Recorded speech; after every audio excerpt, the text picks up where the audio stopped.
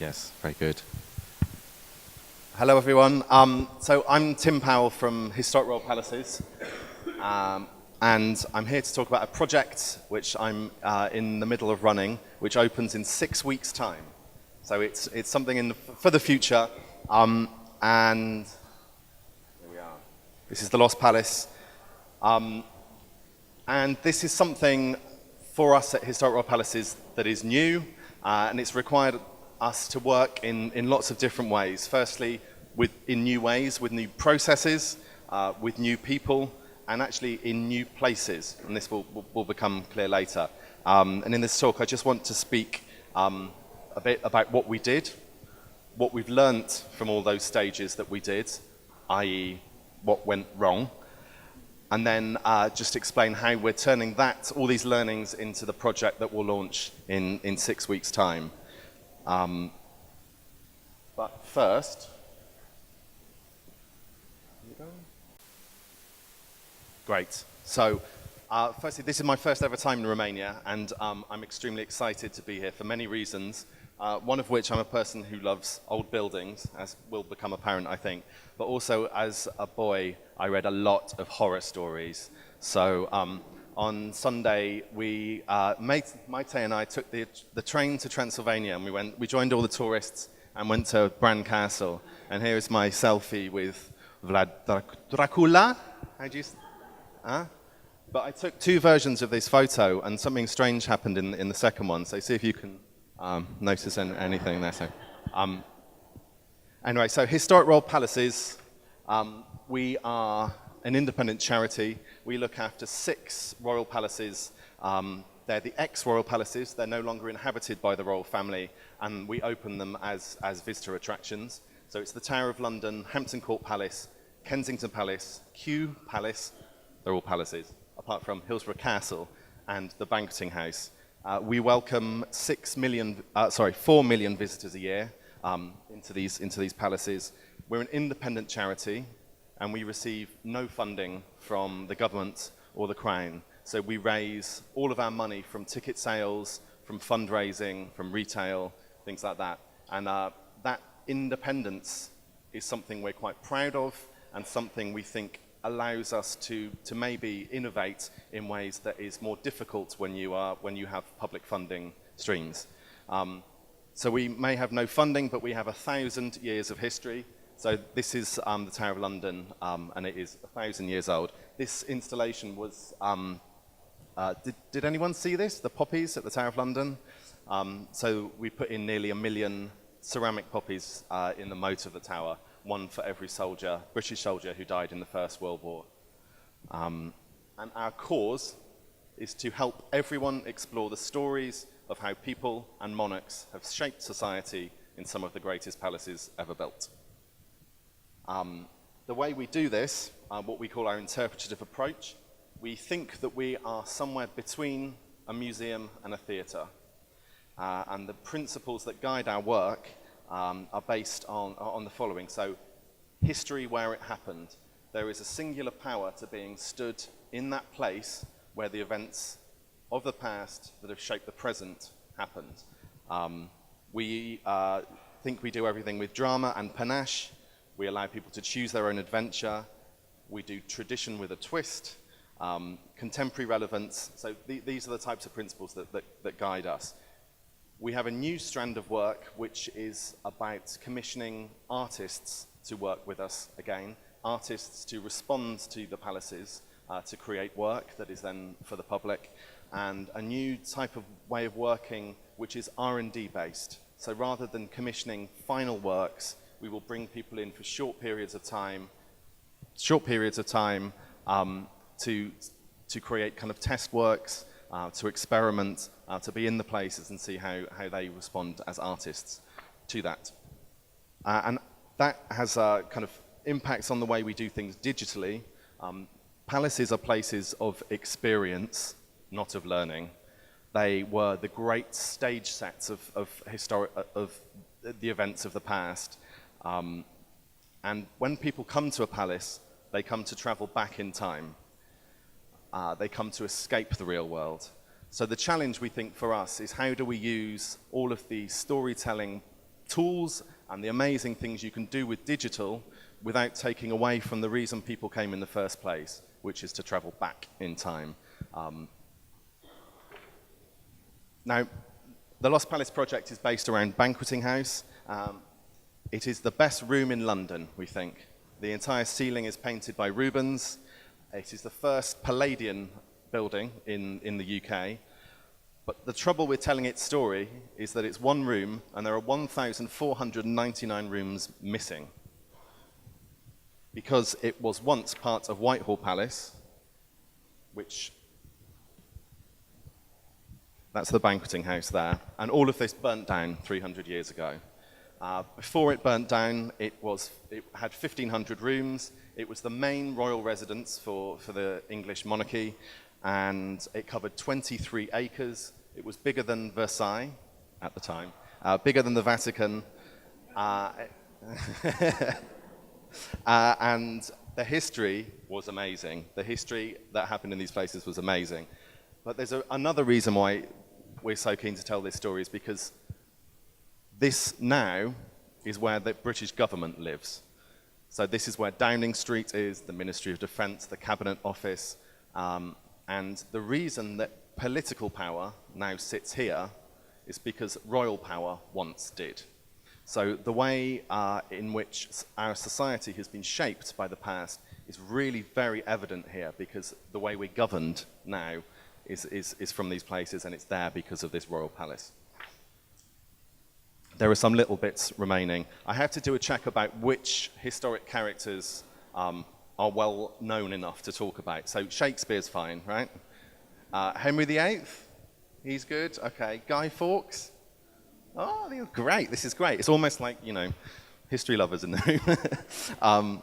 So this is Henry VIII's bath stove. Okay, it's a tiny fragment remaining. Henry VIII married Anne Boleyn in this palace. He met Anne Boleyn. Charles I was executed here.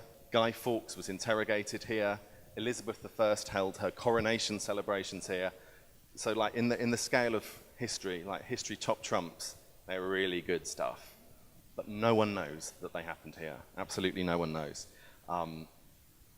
And millions of tourists walk along this road every year, and no one comes in, and no one has any idea about the history under their feet. So what we want to do, we want to tell these stories where they happened.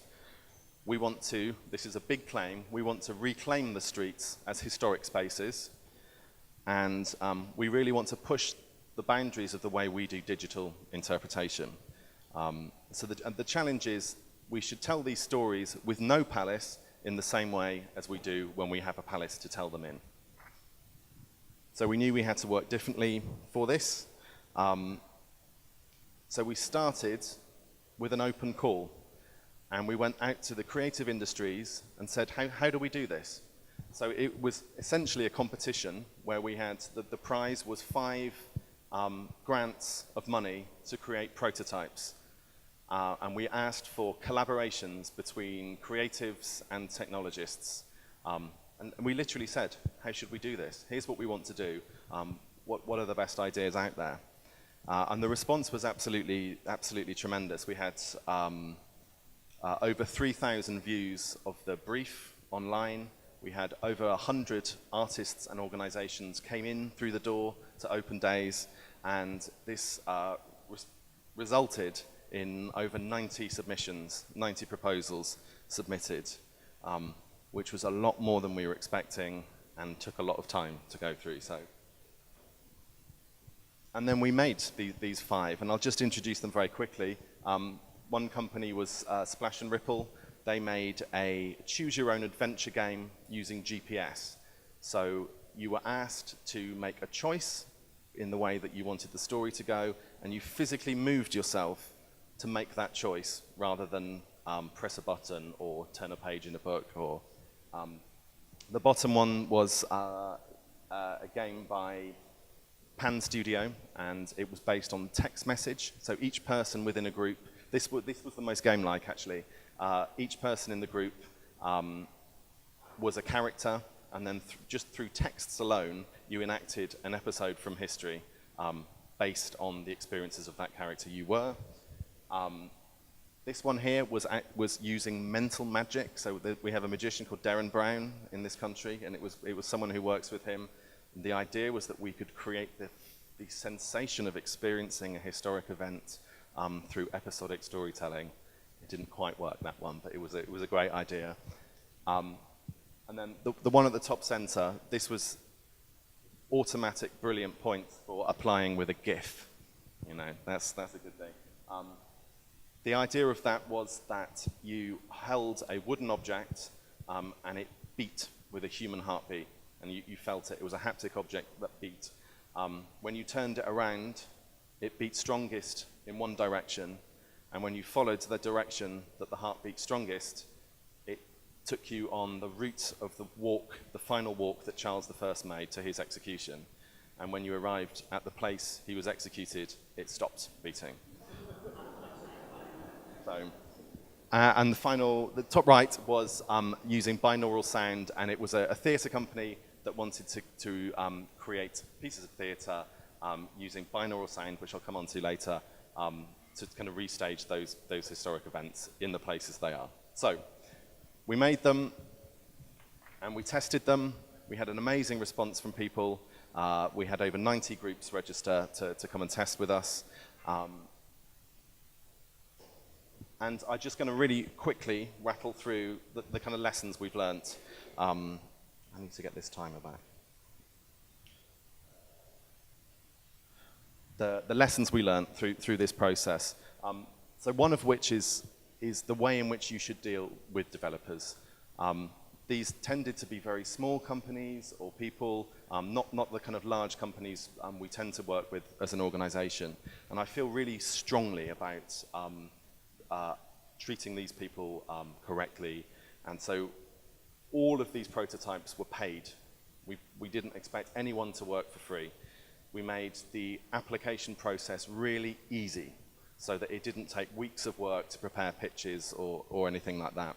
And we also allowed what we think is a very progressive copyright and intellectual property setup whereby the developers kept the copyright for the idea, but they licensed it to us in perpetuity. So kind of everyone won from the situation.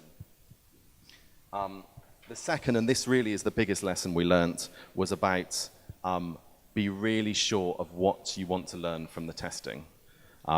Because there's lots of talk about minimum viable products in digital development, but a minimum viable product is not the same as a minimum viable visitor experience at all.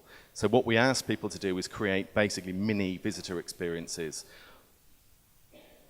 But that meant that a lot of time was spent creating content, was spent kind of spent on things that we already know how to do, rather than really pushing the technology boundaries. Do you know there's an English language phrase called bitchy resting face? You know this one. So we've come up with a new term which is bitchy audio face. So this is Tanya. She's my friend. I'm allowed to say this about her, and she's having a great time. We were watching her testing this and thinking, oh no, this is bad. And as soon as she took the headphones off, she said, that was amazing. We love it. So I think Tanya just shut that down for me. But working with testers, so as I said, we had an amazing response. We just put a couple of posts out on social media asking people to help us test these things, and families gave their weekends. They gave time at their weekends to come and do it. It's absolutely, absolutely wonderful to have that.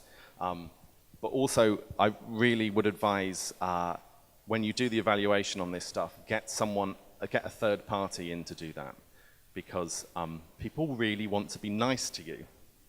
And if they know that you've made something or you've created something, they don't want to tell you it's rubbish.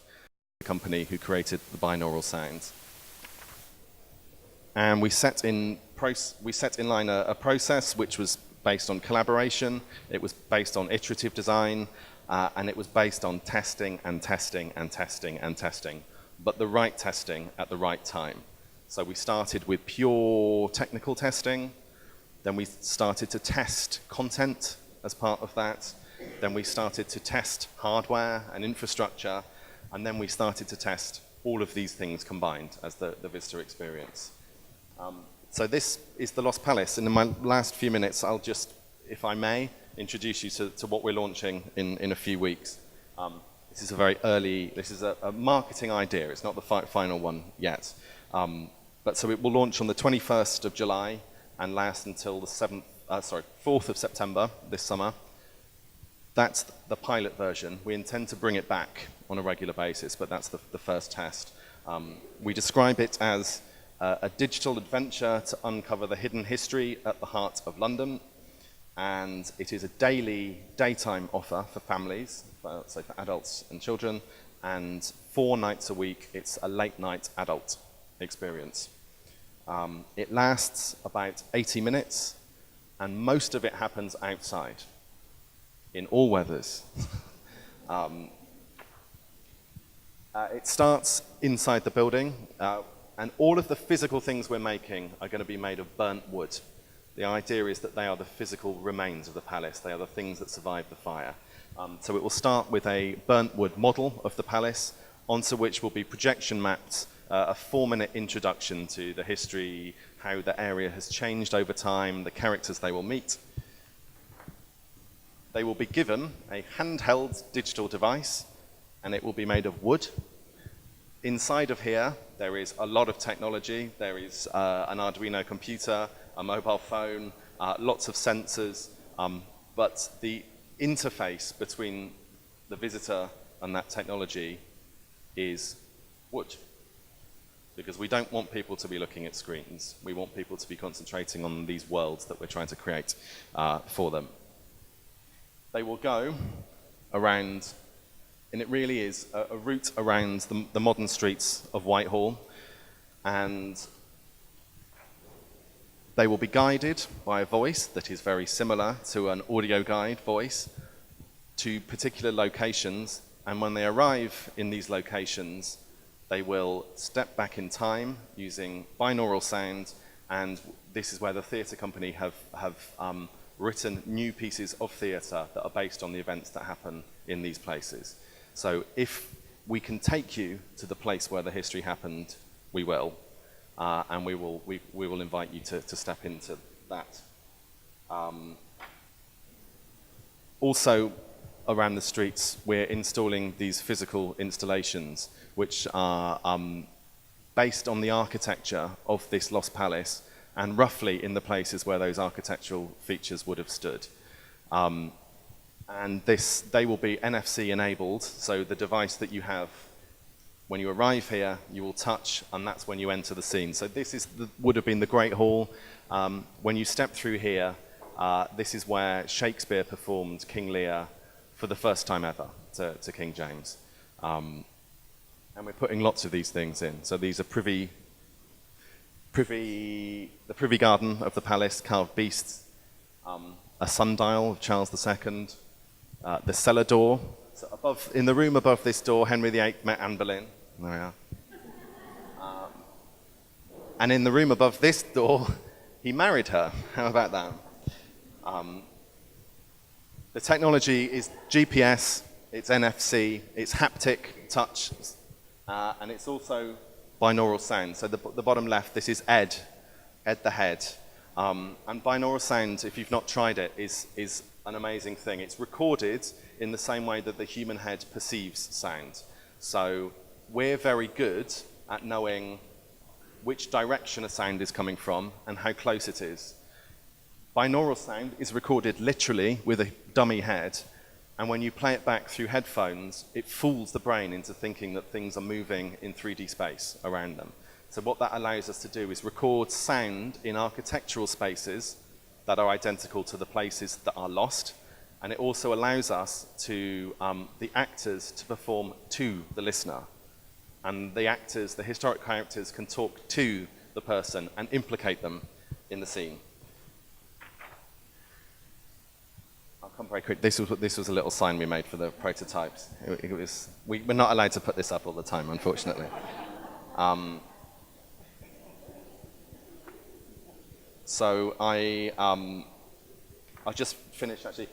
This is primarily delivered through audio, so I think if I should be able to describe it without a picture. So I want to just finish by talking about 2 moments from it to try and give you a picture of what we're trying to achieve here. If you combine a story and a place and a technology interaction, we think you can create a really unique experience of a moment in time. So the first one is King Lear in the Great Hall. You step through that archway and you are greeted by Shakespeare himself. You're not in the audience watching, you are actually Cordelia. And you are on stage with the actors and you have to play your part. And the second is the final scene where you will be stood on Horse Guards Parade looking into a park. You will hear people walking towards you with drums beating. It will become apparent that it's Charles I. As he reaches you, the device in your hand starts beating with a human heartbeat. As you turn around, it beats strongest. You follow him.